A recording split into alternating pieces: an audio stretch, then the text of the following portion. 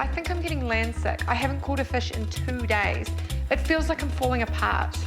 Could you please describe what you see in the following images for me? That's a snapper. And this? That's a bass. Looks like a can of ADOS. That's a kawai. That's a Mercury Verado. It looks like a Stabicraft 2400. Okay, Nicky. Try this ADOS adhesive. This will help you hold it all together. ADOS, proud sponsors of ADOS Addicted to Fishing. Nicky Sinden is addicted to fishing.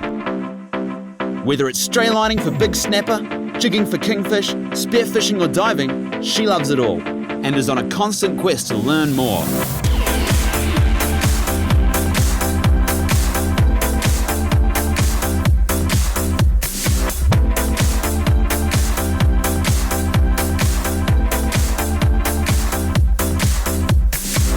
Join her each week as she road trips around the country, tracking down New Zealand's local fishing legends as they share their stories.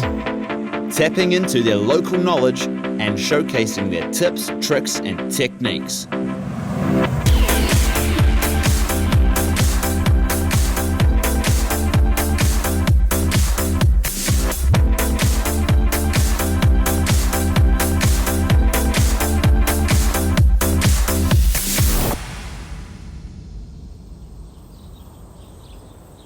Hi, I'm Nicky from ADOS Addicted to Fishing.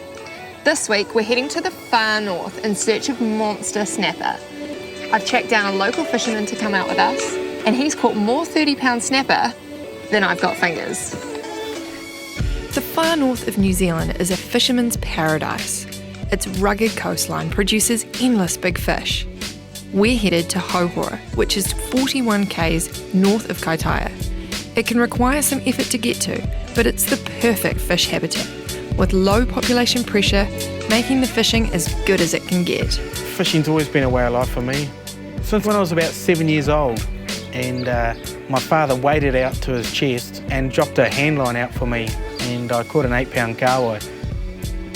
I've been fishing Hohora since '92. Started coming up here for the 90-mile fishing comp. I've been fortunate enough to get amongst some very, very large snapper, possibly up to about 18 kilo. Pretty typical for this area if you're out fishing every day, like I have been. Hohora is the home to multiple world record fish, and today, Rob and I are hoping to catch a big one.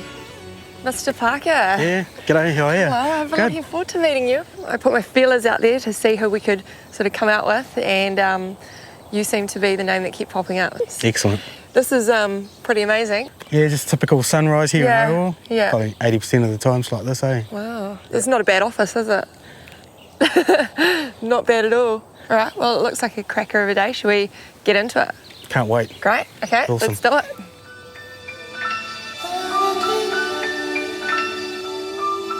Hohora Harbour is the last concrete boat ramp on the east coast heading north. We have picked a cracker of a day to explore this stunning part of New Zealand. Hohora is a great place because it's got a beautiful harbour that is one of the safest harbours in New Zealand for travelling in and out of. Quite often it fishes quite late in the season, which is good, so you can catch really, really good fish and a lot of fish right up to the end of June. We're going to have outgoing tide most of the day, so we're going to look at travelling right up the coast as far as Great Exhibition Bay. There's some wonderful fishing posies all the way through Rowda, Henderson, all the way back to Hohora. Because we specifically want to catch a big snapper, we'll go to a couple of spot X's. Yeah? Yeah. Secret spot? Yeah. Hohora is certainly known for its big fish. I mean, this time last year, 20-pounders were every trip, you know, like 28 trips in a row, we were catching 20-pound snappers. They're still catching good fish right up the top of the harbour. Yeah. And quite often hear of someone sneaking up there in a 12-foot dinghy and catching a good fish in a metre's water, you know? Yeah. Pretty exciting stuff. We just sort of want to catch some decent fish with good conditioning on them, and if we're blessed enough to get a 20-pounder, then we'll be stoked, but if not, hey. So we've just driven over some sign. Is this the spot that you're taking us to? Okay, this is one area where we're going to start and do a bit of a drift. Okay, because we've got a nice northwesterly flow, incoming tide, so we should drift this way. So I'm just going to go up to here and about 30 to 35 metres. You can see there's a lot of midwater fish. There's could be quite a bit of sign with small kingies, rats, barracudas, but underneath them we'll see some good sign in a minute. We've got quite a mixture of fowl down there, don't we? Yeah, it's from Paxton Point, which is just north of Houhora there, back to Grenville, you've got about a good 10 kilometres of up and down rough, smooth, massive kelp beds. There's probably like a couple hundred fish over 20 pound just swimming around here at the moment. Right, so here's the sea anchor. Awesome, thanks Nicky. So we're just gonna put this out, have a bit of a drift, see what we can find. We're using a floating sea anchor to limit the speed of our drift, which also helps keep the Stabbycraft in line with the wind. What do you reckon that we do first? Try some baits or some jigs, or? Yeah, well, let's get some jigs going, some little nice jigs, nice William jigs. I'm sure you've got some of those. Yeah, we do. Maybe a couple of bottom chips. It's a good thing to do this first thing in the morning. Quite often you pick up a nice fish and then just sort of like job done for the day. So, and then we'll move on to maybe better and bigger things with some burly.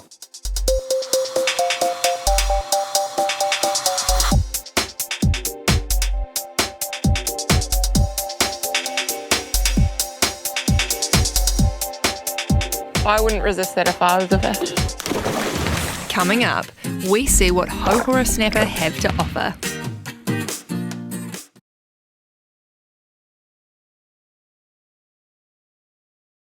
This week, we are fishing in the far north out of Hohora with local legend Rob Parker. During the summer, it's like a supermarket for shellfish and snapper, trevally, kingfish. Pretty hard to get away from such a beautiful area. Rob has shared a new tactic for catching snapper. We are dropping a 300 gram Williamson benthos jig and we're slow pitching it down to entice the bite, working the bottom 10 metres of the water. So under Rob's instruction, I've let the jig go all the way down to the bottom, can feel it hit the bottom, and I'm just doing some massive strikes like this. So it's bobbing along the bottom, and then we give it a really quick wind. Let it back down. The painful thing about bouncing off the bottom with 3 hundies, it can get a bit monotonous, and just when you've just about had a guts full and you're just about to put it down, bang, you know, you're starting to get tired, and all of a sudden, big adrenaline rush, the rod's doubled over and it's just so heavy you can't pull it up, and then the job done, you know. But it's something you persevere with for a little while and put it down, maybe drift a pilchard, but you just keep coming back to it. Once you hook up and you get a magnificent fish, it all becomes worth it. Oh, you just think, you forget about the hour while you're sitting there drifting and you go, well, this guy's talking rubbish. But no, at the end of the day, it's got the photo, the memory, it's all over, you know. It actually does resonate with me because on a lot of jigging trips where we're using the same Williamson benthos jigs and we're jigging away and we end up catching like a 25-pound snapper, you know, and it kind of eliminates catching all the smaller fish, so it's actually makes sense. What I'm doing here is I'm just rigging up a nice swimming pilchard rig so that we can drift that out the back while we're just bouncing some jigs. And we'll probably do that, looking at the weather, we'll probably do that for another half an hour or so, and then we'll possibly go and burly up a storm. Sure. And get someone a bit hungry. Throw the bottom ship over the side. And we get an inquiry from a big snapper. Well, I don't know about how big that is just yet, but it's definitely an inquiry. This little cowcutter is one of my favourite reels to use for light tackle. Ah, and we've got a blue cod.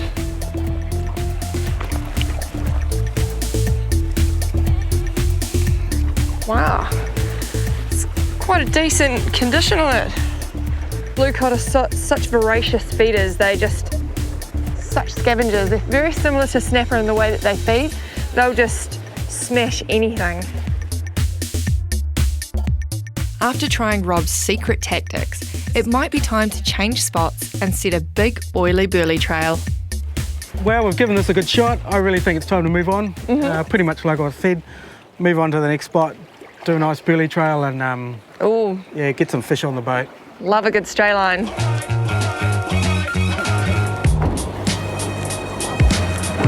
We'll be there in about 15 minutes. There's a nice little reef structure that goes from 26 up to about 22. There's an abundance of snapper there at times. Yeah. We'll know pretty quickly whether we're going to catch a good fish or not. What other types of fish can we catch there? Everything. Yeah, so quite a lot of variety. Yeah, well, pretty much what you've just caught. Possibly, well, there's all sorts of reef fish. If the snapper are there in abundance, we'll catch a lot of snapper. There's the odd kingy that floats through on a, comes up and has a log. Right, so we've been looking for this reef. We've just ran over it, so we've just punched in a couple of marks on the sounder, one at each end of the reef, and that's turned up on the chart plotter so we can actually go around, set up our drift, make sure that we're ahead of it, set the anchor up, and then deploy some burly. Okay, so we've got two salmon burleys in here. We stopped in at Smart Marine yesterday and we picked up a fair few of these. So we've got a 4 kilo and we've got a 3 kilo. We've got one inside the onion sack, and then we've got one freestyling so we can get those fish over quicker.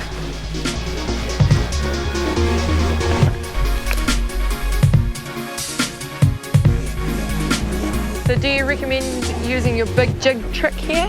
No, definitely straight lining. No weight, floating pilchard out, burly halfway up, bang. Bring the snapper off the bottom, and easy to play.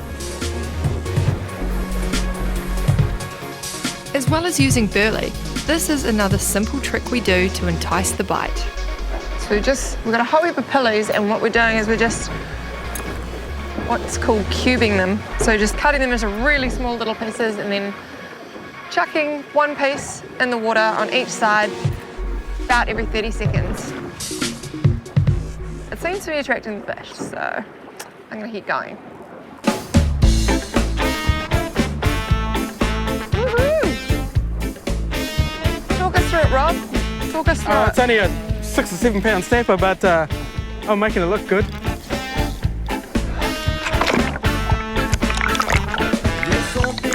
Yeah.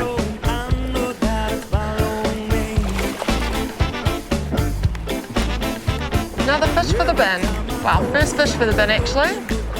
Beautiful. Beautiful snapper. Yeah.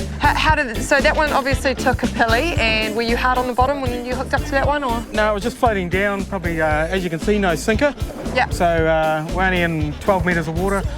The burley's about halfway down, so we've obviously brought them up. They're coming up the burley trail. And the cubing's obviously helped. Intensely, yeah. I mean, it's definitely brought them on. Yeah. And as you can see, they're starting to come in thick and fast now. So Speaking of that, we'll throw a few more out. yeah, and I think this one's due for the bin. I think. Yeah. Well, hey, I mean, we haven't got any plans for dinner tonight, so this might be it.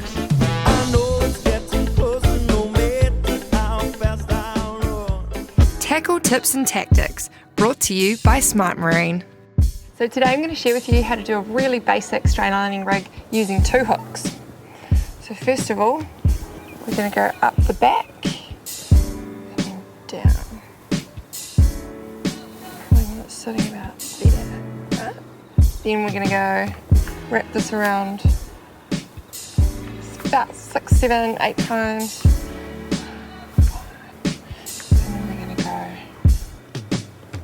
Back through.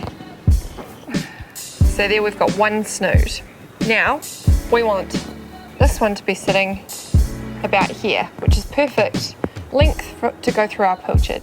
So we're going to push this one up so that it's in position about there, and we're going to do the same.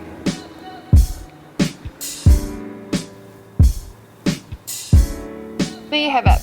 Perfect rig when you want a straight line. For all your fishing needs, head on down to your local Smart Marine store.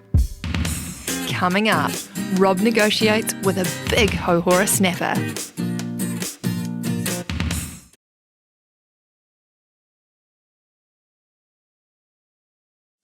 Eidos, addicted to fishing, are in Houhora this week, fishing for monster snapper with a man who has caught 18 snapper over the 30-pound mark, Mr. Rob Parker. It's so untouched by the recreational carnage like you get in other places, and I can be out there during the week and only see one boat. Sometimes I like to pull it out like this and just feed it back, and if I can feel a snapper biting on it, then I just let it take it and it doesn't feel any resistance. Something just picked up like, there we go, see? Yeah. So there's definitely a fish on there. What do you think it might be? Find out in a second, possibly. Yep, it's coming in now. It's coming in straight, Nicky. Yep, snapper. Nice.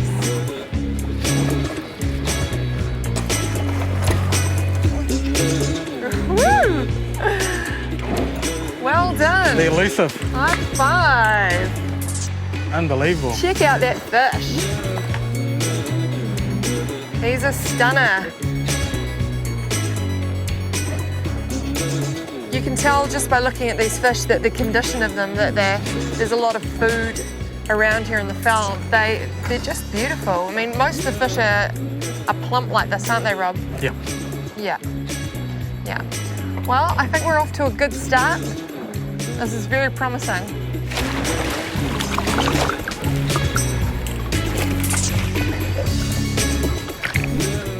Come on, smash it, snapper.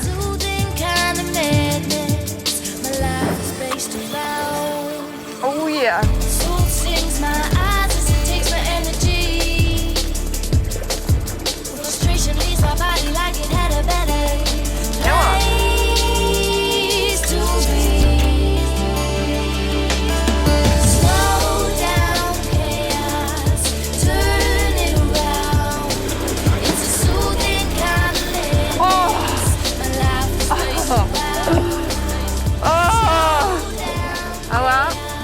They're here, they're definitely here. And before you can say, get that man a wild bug, Rob is on to another fish. He keeps his rod tip nice and high to keep the fish away from the foul below. Line angle can be the difference between losing or catching a fish. And a little bit of weight there. Might go over 10 pound if we see this. Woo!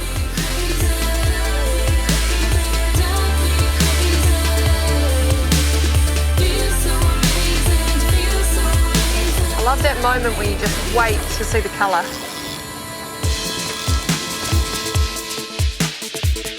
So this guy catches a lot of 30-pounders, so this won't be big to him, but woo-hoo-hoo-hoo! Well done. You just want to walk backwards? Walk him into the net. Woo-hoo-hoo-hoo! Well done. Yes. Check this out. That is a fish. All right. This is what dreams are made of right here. This is a Hohora snapper. Check out the belly on this one. Look at how thick the tail is. You can always tell how big a fish is by how thick that tail part is. And look at the condition, it's just gorgeous. You've seen a few of these in your time, haven't you, Rob? Oh, I can't count. Yeah. What are we doing, Nicky? Are we going to chuck him back? I think we should definitely put him back if we can. Can we see that hook? I can't sort of... That'll come out nice and easy. There we go. That's it. While Rob sees more than his share of trophy fish, he still holds them in high regard, releasing them back into the ocean to fight another day.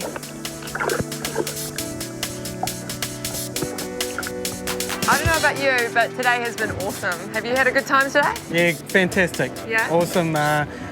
haven't had the pressure of taking people out and looking after them. You guys have been looking after me, and I could fish for you, you know.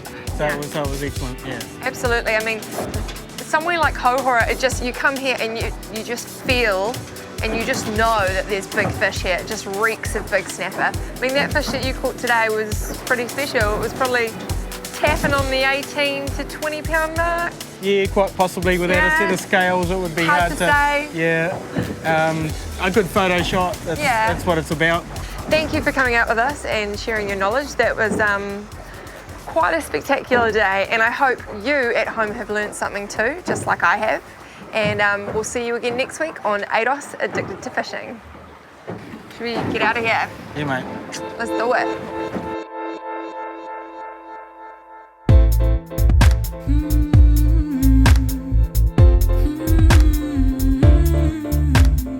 Just when we thought that our day couldn't get any better, we were escorted back into Hohora Harbour by a pod of dolphins. That's a big fat kia ora. Life was filled with heavy potions and smoky horizons till we found magic beneath the veiled sun. Gear, care and catch, brought to you by Trade Zone. Today I'm going to share with you the best way to look after your reels. It's really simple, really easy. First of all, tighten my drag. I want to have that nice and tight so that no water or anything gets in there while we're cleaning it. And then we're going to grab a spray bottle and give it a nice big rinse with water. Then I like to get into some of the nooks and crannies with a toothbrush. Make sure that we get any dirt or anything like that out of it. Then we're going to give it a nice big wipe down. So nice and shiny for the next time I want to go out on the water. Okay, once we got that nice and dry, I'm going to grab my CRC tackle guard and I'm just going to spray it. Not too much, just enough to sort of coat it, and then I'm going to wipe it off. She's almost ready to go. Next, I'm just going to check a couple of things. First of all, I'm going to loosen the handle, and then I'm going to undo my drag, and I'm going to check the spill just to make sure there's no other bits and pieces in there that we don't want. Yep, it's all good. There's still heaps of grease in there, which is fantastic.